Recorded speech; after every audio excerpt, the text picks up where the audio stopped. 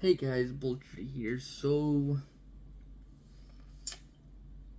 this video is kind of like a shadow of what it should be. Um, there is so many characters that are just companions that I barely even know. I've yet to find a source to show me the full series of the classic Who. Um, so a lot of these I won't know. But anyways, for Classic Who, it's kind of a shoddy. I understand most of the doctors. But anyways, I think I'll just go over the doctors first. So when it comes to the first doctor, this is the one that left. I don't care about the new stuff, but technically it's the new canon, so I gotta deal with it. He's the technical first that left the Gallifrey to explore the universe to understand good and evil. The only reason we understand that one is thanks to Twice Upon a Time. But thanks to that, we also get a refresher of the character. So this character was created when women were just gaining respect and their all their basically the responsibilities and all that, and rights to votes and all that. So this was like a gradual. Basically, he still had like this character was created when women didn't have it equal. So basically, the Doctor sees a female as the one that's supposed to clean the house, watch it over with, of course, do what you're supposed to do as a human being and make sure each other is okay and take care of each other. But basically, he kind of diminished most women, and it's just because of a product of the time. Because what's weird about the first Doctor doing something like that is the 12th Doctor kind of made this and was basically saying that their economy, well, not their economy, but their the Time Lords and Gallifreyans together were such an advanced people that really the only thing they had was an ego boost. When it came to gender and all that, they kind of didn't care. It's just you're of the species. The only thing that they needed was respect and power. So as long as you made it to a Time Lord, you were highly regarded. But as long as you hit those high commissions and councils and all that, that's when you started making it big. And of course, there's peasants and farm people. But anyways, it's just woman and man were looked at the same, but he still was created to even sound like that. I believe Barbara and Ian were the first ever humans that he came in contact with. These were the first people that he started understanding human, and he started warming up to human culture. Only reason he knows them is because they were the teachers to Susan, and one time they followed Susan home and went to, like, hey, you're kind of living in the most crappy situation, but then realized what they were walking into. Susan is the granddaughter to the Doctor, which is kind of weird because she has a name compared to the Doctor. The Doctor has to promise that he can never tell his name, or Susan is Susan Foreman, so she has a name. So it's kind of weird about that one. But anyway, Susan was the bridge between humans and Time Lords and how the rest of the universe should look on, because she was the fresh pair of eyes that the Doctor needed to start looking at the universe the way it was. He was more looking at the universe like a scientist, because he was one of the most highly regarded scientists of Gallifrey. So I think he was more like basically doing experiments and stuff. But then he started discovering other things like the compassion. Basically, he just started looking at other things like human perspective. And that's when the second Doctor was made, and this was the one that it still had the Time Lord and the Gallifreyan side of him, but he still had more human intentions. I think the biggest one about this one was Polly, and that was kind of like the human connection he needed for most of his. Jamie, I think, Polly and Jamie, I think, were the ones that got sent home at the end of the second Doctor's run. But there wasn't too much of a difference in that one. I think the War Machines. Oh yeah, the 10th planet. Okay. The biggest part of the first Doctor was the Daleks, and the Daleks were the big enemy of the entire universe, the thing that wants to kill everything. I think the second Doctor is when the Cybermen were created. I'm pretty sure. But let's see here. It may have been the first Doctor, but the Cybermen were basically where human beings would end up if they have high enough technology. And then let's see here. The third Doctor. So the first Doctor to the second Doctor was nothing but age. The second Doctor to the third Doctor was just because the Time Lords didn't like what the Doctor was doing. So he basically said you had to regenerate and you got stuck to the Earth. And that's what the entire third Doctor basically was. Let's see, I don't know who Liz Shaw was, but I do know a good deal of who Jo Grant was. She was kind of like the new girl on the block. She was kind of like the youngster. Sarah Jane, I think, was the very first love interest that was like, she could get along with the Doctor, and she was referred to during the 10th Doctor as the X. But I think for the good part of the classic series, most of the companions were the human. The Doctor always needs a human companion. It's to show humans have a weird system of beliefs where the rest of the universe doesn't. And the human side of things makes things to where you can put compassion in things. The Doctor would have probably left a lot of people behind if it weren't for the humans influencing him so much.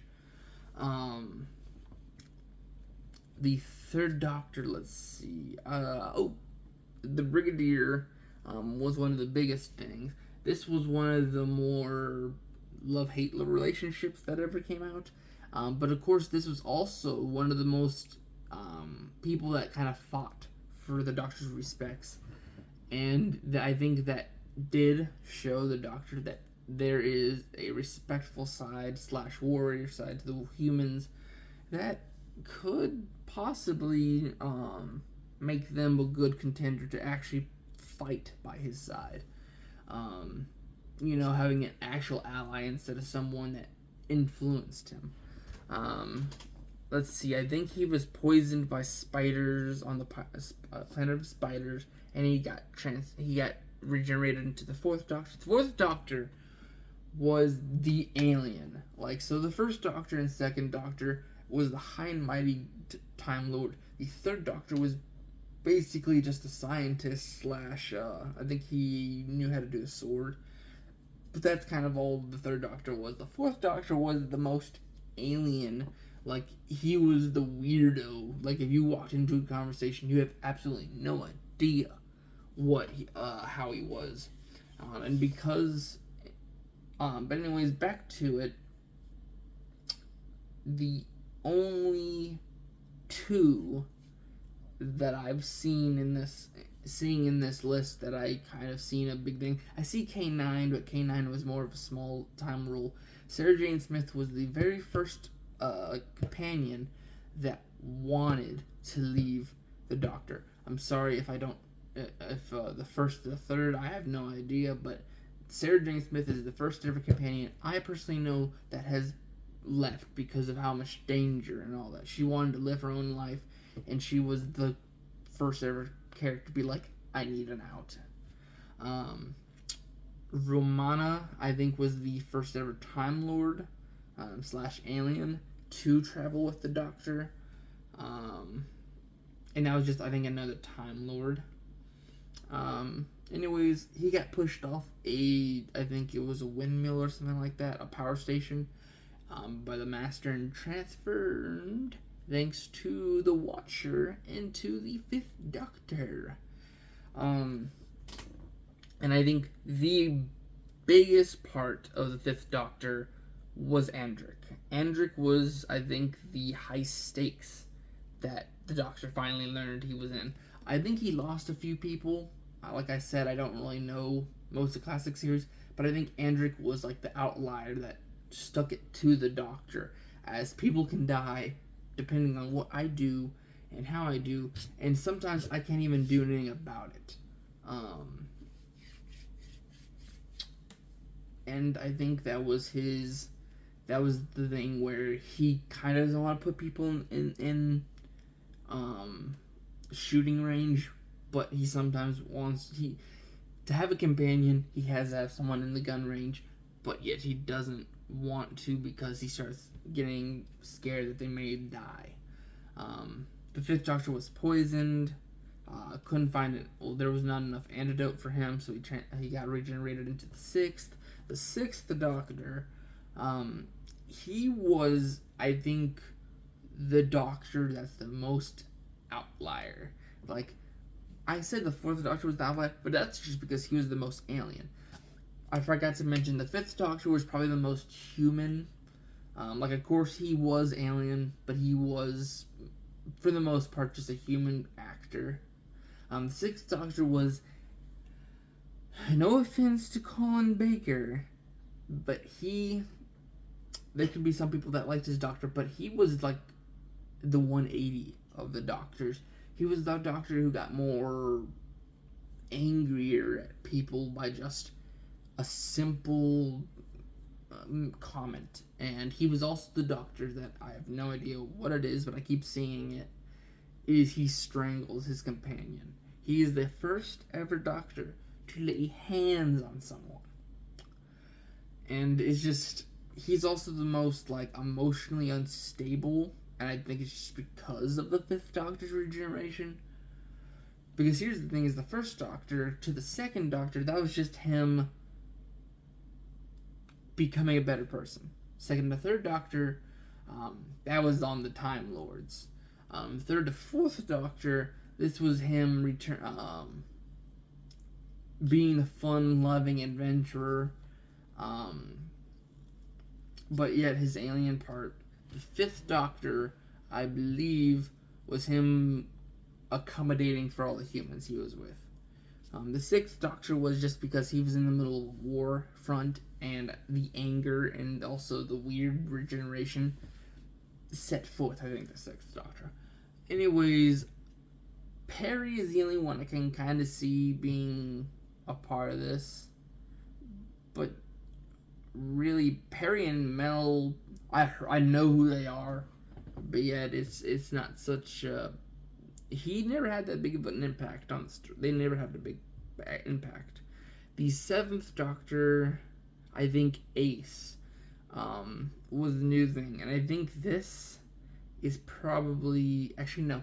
Sarah Jane Smith was the biggest female companion to show the Doctor that, you know, out of his first Doctor, there's probably a background that females weren't the greatest companion, but I think Sarah Jane Smith was the one that said, hey, I can do something, I have brains, I can actually help you. Ace is the most destructive force that the Doctor has ever came into. The Sixth and Seventh Doctor was because of, I think, radiation exposure that he couldn't do anything about. And it's very deadly to Time Lords. And it regenerated him to the Seventh Doctor. The Seventh Doctor left some of his anger from the Sixth. But I think he was starting to recover at the very end of the Sixth Doctor and back into his normal Doctor self. So I think he still has a bit of the Sixth, but he's trying to return back to the Doctor. And Ace is kind of weird when it comes to it. I think the Doctor mostly got a soldier out of her more than anything. The Eighth Doctor, after going to a city, he got shot up basically during a turf war, and that's really it. And I think he wanted to return back to his Doctor self, so he turned into the adventure-loving, sightseeing Doctor known as the Eighth Doctor. And the only part of this was two people that are in the movie. There was, of course, someone he was trying to get, but they ended up being a part of the Time War. The worst part of this Doctor was he did his normal adventuring. He didn't have that big of a, his companions didn't stick around, unlike the other 7. But the thing is, at the, midpoint, he got stuck with the idea that the Great Time War was on his back door. So they are raging in the Time War. He's over here trying to figure out what to do, protect whoever he can. But here's the thing: is he's Time Lord, and at the point that we actually see him, people have seen Time Lords and Daleks at their worst, and the fact that he was a Time Lord made a lot of people scared. And what's weird is it doesn't seem like there's... Okay, I forgot. This was a companion list. So the War Doctor didn't have a companion. Basically, when he tried to save that one person and they didn't want to get off, and he ended up crashing in the ship. She thought she was getting rid of one more Time Lord. When it crashed, of course, they crashed on Karn and met the Sisterhood Karn, and this gave him the ability to make a decision: either keep becoming a Doctor and just leaving with whatever generation he got, or he took the Sisterhood of Karn's potion, which is basically he got to choose himself to be the next Doctor. But of course, they're going to allow this if he were to join in the fight for the Time War, which of course he decided to be warrior, and the head of all the sisters had a custom potion that would make him the strongest and most gritty mind that can come out of it. And the warrior is basically what came out of that, not the Doctor, but the warrior. And this one, during this time frame, he was the biggest impact on the war, because with how the Doctor's been for his last 8 generations, is he was able to fight some of the biggest forces away. So he's kind of used to these things, not to mention his great mind that that originally the Time Lords and Gallifreyans seen. Put those all together in a war-torn environment, he's gonna pop off a lot. And I think he saved maybe millions of lives by joining the war. But of course, between the Daleks and the Daleks and him and the Time Lords, he just got tired of war eventually. When his body was over it, he basically died by age and by stress. But basically, he took his last action was to finish it, and he regenerated into the 9th Doctor. But thanks to the Day of the Doctor, we know that both all of the Doctors from 1st to 12, alongside the Warrior, were able to save Gallifrey and destroy whatever Daleks that they could. And that ended the Time War. The 9th Doctor, he mostly had his soldier part, but meeting Captain Jack and Rose, those were the two people that kind of brought him back to becoming the Doctor. But the last thing in his mind that turned him into the 9th Doctor was when he was regenerating. He still had the memories of the 10th and 11th helping him, and he basically thought, I need to be a better man, but yet I want to be a mature man still. So I think that's what the 9th Doctor was, how he was given. Rose became the love interest again. This was the actual first person that the Doctor, by companionship, actually saw as someone he cared that much about. So he fell in love with her. Captain Jack was the companion at the time. And Adam, he was only an episode or two. I think he eventually tried to come back and destroy all of the regenerations of the Doctor from 1 to 12. by kidnapping all his companions and blaming everything on him. And basically, the master tried to overtake his plan, but basically, Adam was the guy during the ninth that betrayed his trust, and because he coming out of a war, and not to mention he can't trust a lot of people during a war, he unlike most doctors, he blew Adam out. Like I think he was only there for the Dalek, and had his well, no, I think he was there for a few episodes. I have this entire 9th to 11th. Actually, no, I have 9 to 12. I need to go rewatch all of them all. But basically, he had like an eye imprinted, like an intail into his head, and when it snap your fingers, it opened. Well, the thing is, his mom walked in and had a heart attack, and he held the doctor personal for that. Instead of fixing the problem, he held the doctor accountable for his mom's death. And that's basically the whole Adam arc, which was basically you don't mess with the doctor and you listen to the doctor. When the doctor says something, you listen. And he broke some of the doctor's personal rules. Sorry, like some chalk or something's in my keypad here. Next would be the 10th Doctor. He was kissing Rose, so he wanted to be the most youthful / dashing person for Rose. So he regenerated into the 10th. Rose was basically a love interest. Mickey was the boyfriend / guy that, like the side guy that Rose had. That the Doctor did respect. But yet he's like, you're kind of trying to hang out with the chick I like. Donna was basically the best friend. Their personalities crashed a lot, but Martha was supposed to be a replacement love interest, but since the Doctor was still like devastated with Rose, he kind of sidelined her. Captain Jack came back, and that was kind of like he was appalled by the unlimited, immortal part of him.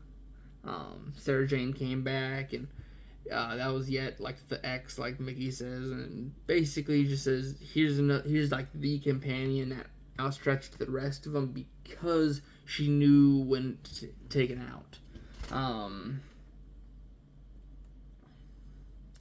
I don't remember most of these. I don't know who Adeline Lady. I don't know who that is. Actually, no. I think who that is. There's a.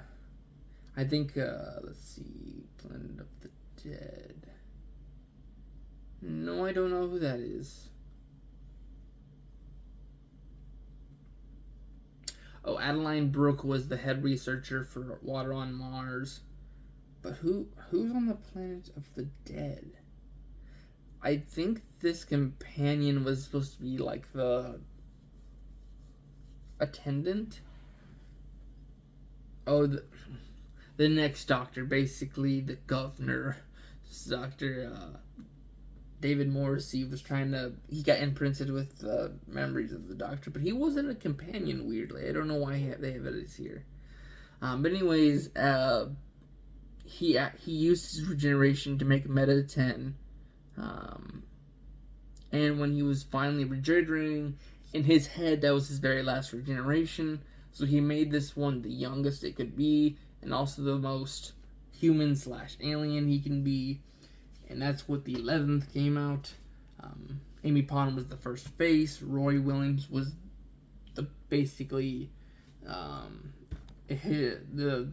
best friend that came along. River Song was the love interest, but became a wife and had bigger implications.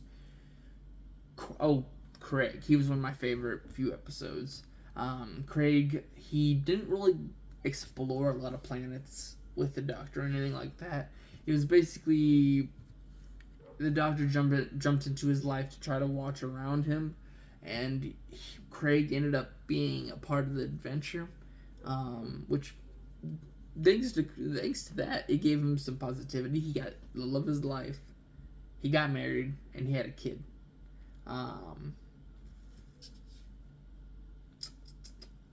Then let's see here. Clara Allswold. There was Clara Allswyn, I think, which was in a Victoria, London setting. There was also a Dalek in the Asylum of Daleks. And I'm trying to think. So, during the Asylum of Daleks, it was basically a clone of her. So, in the no, not the Night of the Doctor. In the Name of the Doctor, she went into the time stream. I think it was the TARDIS implementing all the timeline of the Doctor, and she jumped into that, got splintered up into several copies of herself, and she ran into two. But the thing is, the Clara was the person that saved the Doctor from a lot of things through the first to the current day. And she only met two of them personally. And that was during the Asylum of Daleks. She was just a passenger of a ship that got transferred into a Dalek, which was weird. Because the Daleks never like anything but pure Scaroin, or the creations of Darverus. So she was like the most in control person of a Dalek. Then there was, I think, the Snowman, which is basically just a Clara Allswold, which was a bartender / babysitter, and she was basically going to be the next person that recovered the Doctor from Amy and Rory being separated from him. But of course, he seen it as a problem, but he knew, thanks to her, to go back into being the Doctor. But of course, he ended up looking for her again, because that's the second time he met her. So he's like, I need to find out where she is this time. Finds her, and then this is the original, so he's trying to learn of who she is, the origins. He knows that basically by a leaf, his dad got ran into the mom. Oh, her dad got ran into the mom, and then they met, and then I think the mother died. And basically, it was a big, I know your entire life story, but I don't understand how I met you twice before. The 12th Doctor, this was, oh, okay, I remember this one. When the Doctor thinks he was carrying a death wish around with him, he looked at his face and remembered during the 10th Doctor on the fires of Pompeii, I think it was, he saved the last family of Pompeii, and he's seen this as, I can hold myself to a mark, and that mark is, if I can save them, I will. No matter who you are, what you are doing, I will stop you if I don't like it. That's basically what the 12th Doctor's face is supposed to remind him of. The 11th Doctor regenerating into the new regeneration cycle made him think, basically, hey, I need to do the best I can. This face will remind me that I am the Doctor. And basically, his companions, Clara, was basically the person that he kind of clinged to, which was weird. This is the first ever clingy Doctor. Like, I wouldn't call the 10th Doctor clingy to I already forgot her name. Rose. That was the first, but the thing is, they were in love. They were both in love, so it was on both sides. The 11th Doctor wasn't really clingy with Rory and Amy. It's more of he was so excited that he wanted to bring them along, but he kind of sometimes got into their life a little too much.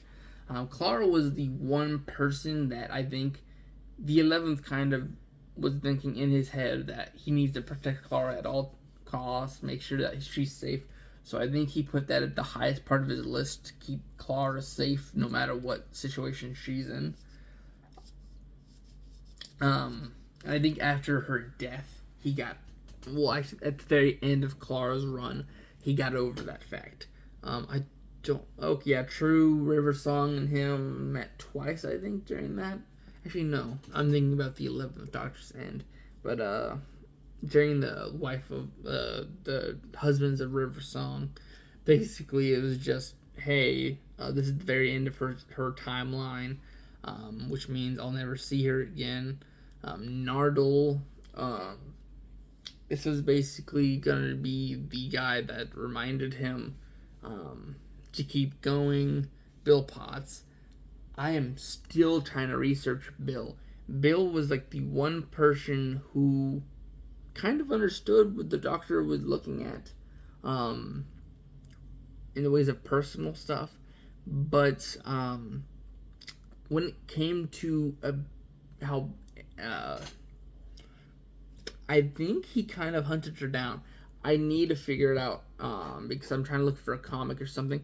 But it seems to the first episode they meet during the pilot that it seems like she may be a descendant of his granddaughter Susan, because when he said he was interested in who she was, he looked at a picture of Susan, which I think she might be a descendant.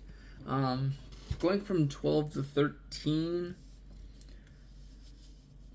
it's not really telling of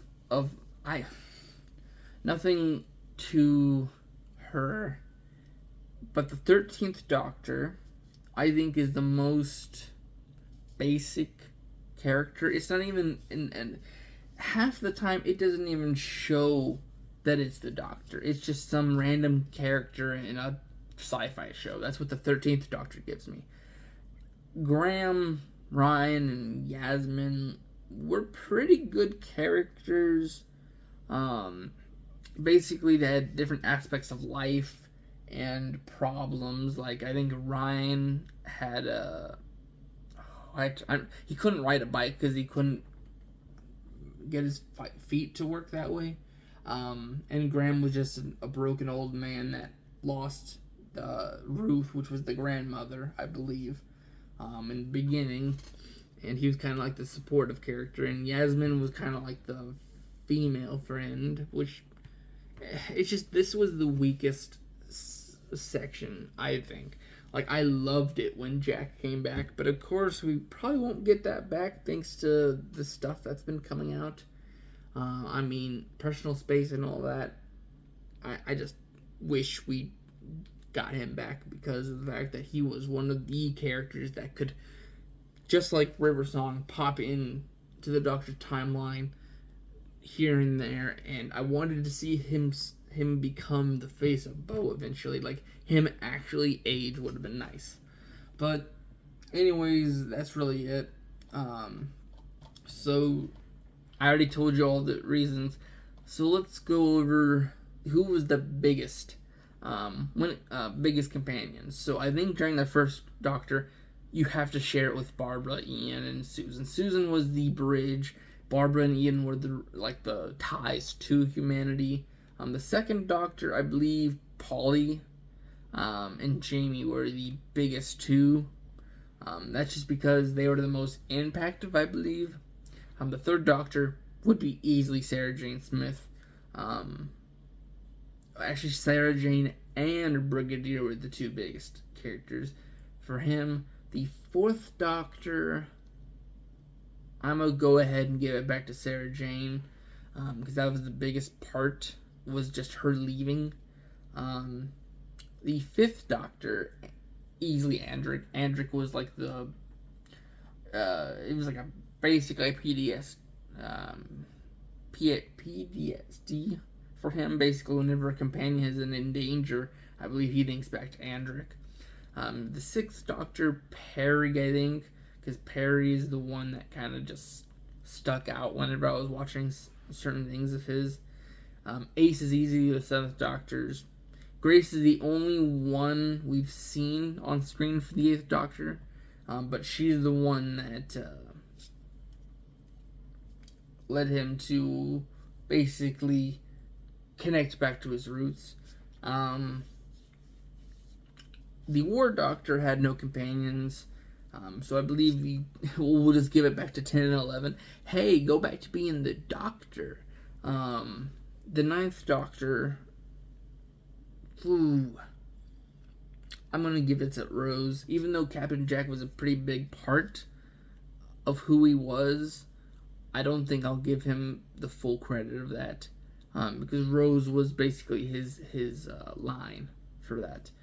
The 11th Doctor. Okay, never mind. The 10th Doctor. I'm gonna break it up in 3 parts. I'll give it to Captain Jack, Rose, and Donna. Jack was the fun-loving one. Rose was the love interest, and Donna was the best friend. So, 11th Doctor was gonna be easily Amy. Even though I would give Clara that because she's the impossible girl to the Doctor. But I believe I'll give her to the 12th Doctor because I believe Amy was the person that made him the 11th Doctor. He basically built everything he was on Amy. And then Clara was basically the whole, hold it to the line for the 12th. The 13th Doctor is, like I said, all over the place. But I believe Ruth, even though she didn't really get to travel with the Doctor, she was the literal beginning of the 13th Doctor's life, and her being all over the place with her personality got Ruth killed, and this made the other 3, especially Ryan and Graham, connect to who the Doctor will and always be. Who are we following? Who got my wife / grandmother killed? And that's basically what the Doctors and Companions are. So anyways, welcome to June. Nice seeing you all. A little notes at the end here. When it comes to Dragon Ball Dokkan Battle, I don't know how much I'm going to be playing that when it comes back on. When it comes to the 7th anniversary, I think I don't even want to do it. Even though if I ever want to jump back on the game, it would be fun to have the units that come out with it. So I think I'm going to try it, but not try it too much. Because here's the thing is, I'm so close to a freaking driver's license and car. And it's going to be a lot of money. So I don't think I'm going to have the money to spare for a game that's going to ask for a lot of money for those 2 units. But anyways, that's it for this video. I'll see you guys in the next video. Bye-bye.